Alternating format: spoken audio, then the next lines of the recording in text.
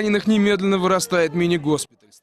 Балбад амь үргэлжлэлтийн тоо 2500-д хүрчээ. Балбын төв хэсэгт өнгөрсөн Бямбгарагт 7.9 магнитудын хүчтэй газар хөдлснөөс амь үргэлжлэлтийн тоо 2500-д хүрсэн байна. Гэвч хохирогчдын тоо цаашид өсөх магадaltaй байна. Балбын нийслэлд газар хөдлөлтийн улмаас нурж хүссэн барилгын дороос хүмүүсийг ирж хайх ажил үргэлжлсээр байгаа юм а. Гэхдээ аврах баг хүрч чадаагүй газруудад нөхцөл байдал бүрхэг хэвээр байгаа юм. Газар хөдлөлтийн улмаас 5000 орчим хүн гэмтэж бэртсэн бөгөөд эмнэлгүүд ачаалаа даахгүй хүрчээ. Газар хөдлөлтийн голомт Катманду болон Похора хотын хооронд байснаас нийслэлийн олон мянган оршин суугч орон гэрээ алдсан юм. Хүчтэй газар хөдлөлтийн үеэр нийслэл Катмандуд 6.7 магнитудын чичирхийлэл мэдрэгдсэн байна. Балбын эргээд дахин газар хөдлөхөөс эмээн гэртээ харахгүй төр хорогдох газруудад хоног төрөсөр байгаа юм а. Үүний зэрэгцээ газар хөдлөлтийн улмаас Эверест ууланд нурангуйс 17 уулчин амир үдэж 61 хүн гэмтэж бэртсэн байна. Аврагчид Эверест уулнаа авиралт хийж явсан 50 хүнийг эсэмэн давж чадсан юм. Түүнчлэн Балбын хөрш орнуудад газар хөдлөлтийн чичирхийлэл мэдрэгдэж энэтхэд 44 төвдөд 17 хүн амир үдсэн юм а. Балбад сүүлийн 80 жилд болоогүй хөнөөлт газар хөдлөлтийн гамшиг учрлаа хэмээн албаныхан мэдээлж байгаа юм. Донор орнод олон улсын тусламжийн байгууллагууд Балбад мөнгөнд тусламж үзүүлэхийн зэрэгцээ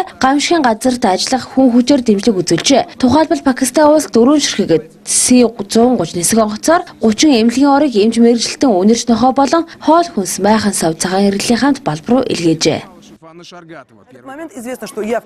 Нурсултан Назарбаев ялалт байгууллаа. Казахстан улсад 26-ны өдөр ээлжид бус ерөнхийлөгчийн сонгуул явагдаж сонгуулийн урьдчилсан дүнгээр өнөөгийн төрийн тэргүүн Нурсултан Назарбаев 97.5% санал авч ялалт байгуулсан байна. Сонгуульд өрсөлдсөн ардчилсан намын дарга Тургун Систиков 1.8%, Абылгази Кусянов тэгзүүний 63% санал авчээ. Нурсултан Назарбаев өнгөрсөн 2 дугаар сард ээлжид бус сонгуул явуулахар зарлаж өөрөө нэр дэвшсэн юм. Ийхүү тэрээр ирэх барих хугацаагаа дахин 5 жилээр сунгаж чадлаа. 74 настай Нурсултан Назарбаев 1991 оноос хойш Казахстаны төрийг тэргүүлж байгаа юм. Назарбаев 1991 оноос хойш Казахстаны ерөнхийлөгчийн албан тушаалыг хашиж байгаа юм а. Өчигдрийн сонгуульд сонгуулийн насны 9.5 сая иргэн буюу 95.11% санал өгчээ.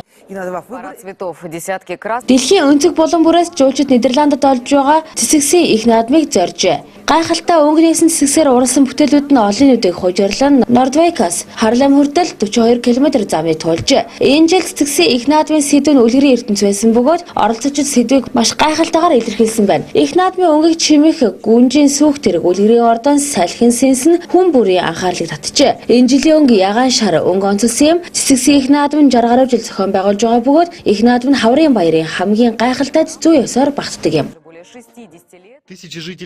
Дөрвөн хөл дөрвөн гартай хүүхэд төржээ. Энэтхэд саяхан дөрвөн гар дөрвөн хөлтэй ерөвсөн хүүхэд төрсөн байна. Олон гар хөлтэйгээр дүрслэн шүтдэг энэтгийн нэгэн бурхан лугаа адил хачин чигтэй няраа хүүхэд төрсөн дард иргэд бурхны хой дүр мэдлэг хэмээн итгэж мөрөхөөр ирдэг болсон байна. Няран Жарханд гих тосхон төрсөн юм. Дөрвөн гар нь хинд шашны Ганеш гих бурхантай адил харагдаж байгаа тул эл бурхны хой дүр хэмээн хинд шашнтнууд олноор Жархан тосхоныг зорин очиж няраад мөргөн сэслэх болсон гин. Нэгэн итгэгч энэ хүүхэд үнэхээр ностой согогдоод төрсөн хэдиж бурхны нэгэн дүр гэж бодож байна. Энэ хүүхэд бол гайхамшигт бурхны хүүхэд хэмээн ярьсан байна.